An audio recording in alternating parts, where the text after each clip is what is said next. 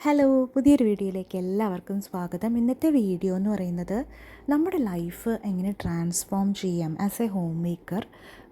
നമ്മൾ home making ഭംഗിയായി ചെയ്യുന്നുണ്ടെങ്കിൽ കൂടിയും as a person, as A woman നമ്മുടെ ലൈഫ് എങ്ങനെ ഇനിയും ബെറ്റർ ആക്കാം എന്നുള്ളതിനെ കുറിച്ചാണ് ഇന്നത്തെ വീഡിയോ. അപ്പോൾ നിങ്ങൾക്ക് എന്തായാലും യൂസ്ഫുൾ ആയിരിക്കും. അപ്പോൾ കണ്ടു നോക്കുക കേട്ടോ. അപ്പോൾ നമ്മുടെ ലൈഫ് എന്ന് പറയുന്നത് വീട്ടിലെ ജോലികൾ ചെയ്യുക എന്നുള്ളത് മാത്രമല്ല, നമ്മൾ ആസ് എ പേഴ്സൺ നമുക്ക് ഒത്തിരി ഡ്രീംസ് ഉണ്ട്, ഒത്തിരി ടാലൻസ് ഉണ്ട്, നമുക്ക് നമ്മുടേതായിട്ടുള്ള പേർപ്പസ് ഉണ്ട്. അപ്പോൾ നമ്മളുടെ റെസ്പോൺസിബിലിറ്റീസ് കഴിഞ്ഞിട്ട് എന്തൊക്കെയാണ്, നിങ്ങൾ എന്താണ് എന്നുള്ളത് ഒന്ന് അനലൈസ് ചെയ്യാൻ വേണ്ടി നോക്കുക.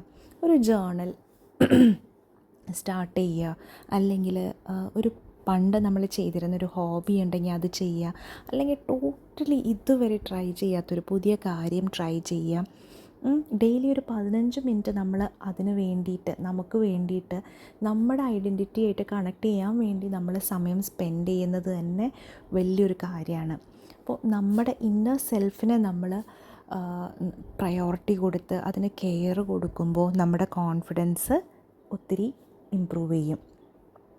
ഓഫ് കോഴ്സ് ഹോം മേക്കിംഗ് നമ്മുടെ ഐഡൻറ്റിറ്റിയുടെ ഒരു പാർട്ടാണ്. പക്ഷേ മൊത്തം നമ്മളുടെ ഒരു നമ്മുടെ ഐഡൻറ്റിറ്റി എന്ന് പറയുന്നത് ഹോം മേക്കിംഗ് ആവരുത്. അപ്പം നമുക്ക് ഒരു കെയർ ടേക്കർ എന്നതിലുപരി നമ്മളൊരു സ്ത്രീയാണ്. ആ ഒരു രീതിയിലുള്ളൊരു ഐഡൻറ്റിറ്റി കീപ്പ് ചെയ്യാൻ വേണ്ടിയിട്ട് ശ്രമിക്കുക.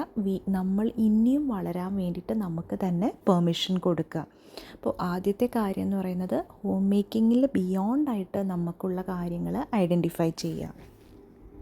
രണ്ടാമത്തെ കാര്യം എന്ന് പറയുന്നത് ഡെയിലി നമ്മളെ നറിഷ് ചെയ്യുന്ന കുറച്ച് കാര്യങ്ങൾ ഡെയിലി നമ്മുടെ ലിസ്റ്റിൽ ഉണ്ടാക്കിയെടുക്കുക. ജീവിതം എന്ന് പറയുന്നത് ഒരു ഫുൾ ഓഫ് ടാസ്ക്സ് ആണല്ലേ. പക്ഷേ നമ്മൾ കുറച്ച് റിച്വൽസ് ഉണ്ടാക്കുമ്പോൾ അത് നമ്മളെ സ്ലോ ഡൗൺ ചെയ്യും, നമ്മുടെ മനസ്സിന് സംതൃപ്തി തരും. ലൈക്ക് ഡെയിലി നമുക്ക് സമാധാനം തരുന്ന കുറച്ച് ടൈനി മൊമെൻറ്റ്സ് ഉണ്ടാക്കിയെടുക്കുക. പലർക്കും പലതാവാം. ചിലപ്പം ഒരു ക്വയറ്റായിട്ട് ഒറ്റയ്ക്കിരുന്ന് ചായ കുടിക്കുന്നതാവാം, അല്ലെങ്കിൽ ഫുൾ നമ്മൾ വീടൊക്കെ ടൈഡി ചെയ്തിട്ട് ക്യാൻഡിൽ ലൈറ്റ് ചെയ്യുന്നതാവാം, അല്ലെങ്കിൽ ഏതെങ്കിലും ഒരു കോർണർ ബ്യൂട്ടിഫൈ ചെയ്യുന്നതാവാം, അല്ലെങ്കിൽ ഉറങ്ങുന്നതിന് മുന്നേ ബുക്ക് വായിക്കുന്നതാവാം. അപ്പോൾ ഇങ്ങനെ സിമ്പിളായിട്ടുള്ള പക്ഷേ റിപ്പീറ്റഡായിട്ട് നമ്മൾ ചെയ്യുന്ന ആക്ഷൻസ് നമ്മുടെ ലൈഫിനൊരു റിതം കൊണ്ടുവരുന്നു. ഇത് നമ്മളായിട്ട് തന്നെ റീകണക്ട് ചെയ്യാനും നമ്മുടെ റുട്ടീൻസ് എന്തുകൊണ്ടാണ് നമ്മൾ ചെയ്യുന്നത് എന്നുള്ളതിൻ്റെ ആ കാരണങ്ങൾ നമുക്ക് തിരിച്ചറിയാനും നമുക്കൊരു സമാധാനം കൊണ്ടുവരാനും ഒരുപാട് തിക്കിനും തിരക്കിൻ്റെ ഇടയിൽ നമ്മുടെ ലൈഫിൽ കുട്ടി കുട്ടി മൊമെൻറ്റ്സ് കൊണ്ടുവരാനും ഇത് ഹെൽപ്പ് ചെയ്യുന്നു. അപ്പോൾ നമ്മുടെ ഡേ തന്നെ ഒരു ഇൻറ്റൻഷനലായിട്ട് പോകുമ്പോഴത്തേനും ഓർഡിനറി ഡേയ്സിന് പോലും വലിയൊരു അർത്ഥമുള്ള പോലത്തെ ഒരു ഫീലിംഗ് വരും. അപ്പോൾ ഇങ്ങനത്തെ കുട്ടി കുട്ടി മൊമെൻറ്റ്സ്, ഇഷ്ടമുള്ള കുട്ടി കുട്ടി കാര്യങ്ങൾ ചെയ്യുക എന്നുള്ളതാണ് രണ്ടാമത്തെ കാര്യം.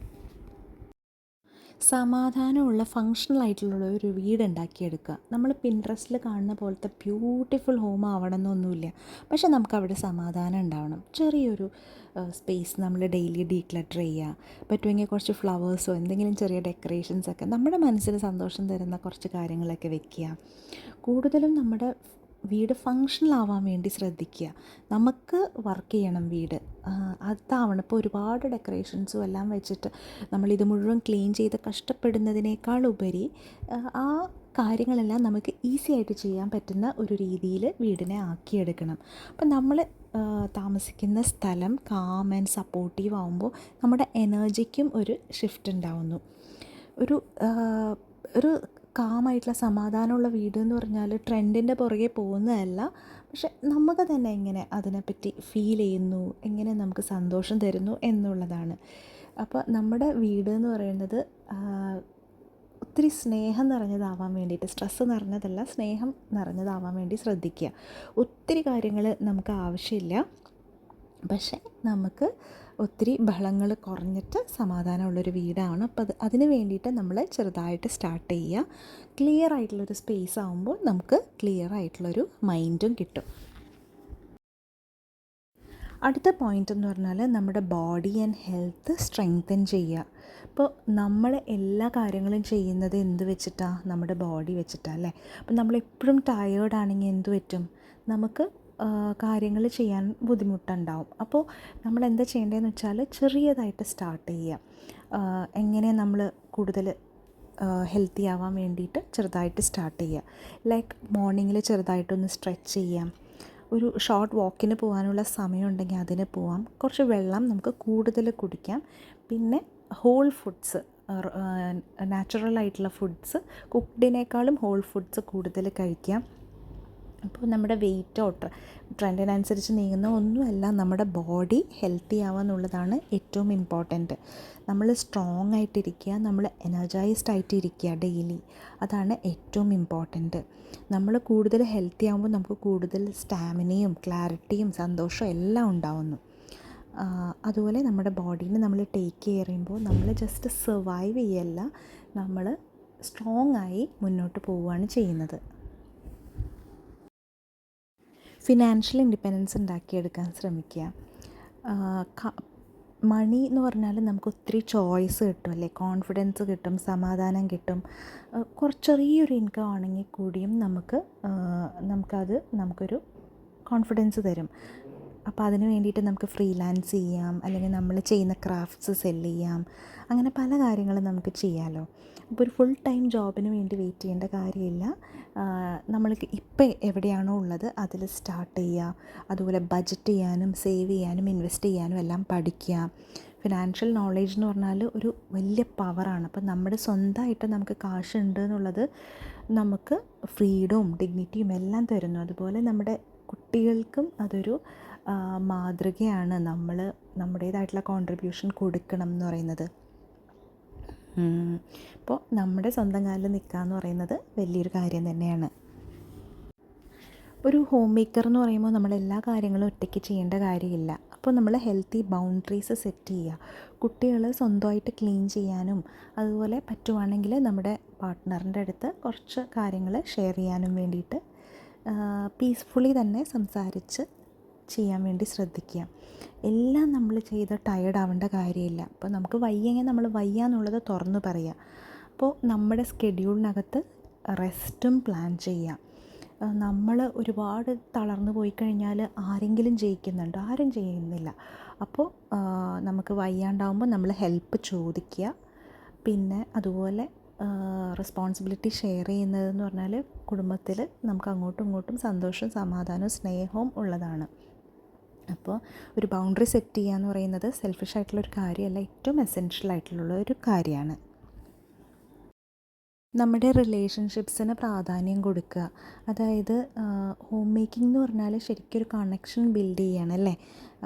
അപ്പോൾ വീട്ടിൽ നമ്മൾ കൂടുതലും ഒരുമിച്ചിരുന്ന് ആഹാരം കഴിക്കുക, സംസാരിക്കുക, ഒരുമിച്ച് ചിരിക്കുക, അങ്ങോട്ടും ഇങ്ങോട്ടും പരസ്പരം കേൾക്കുക.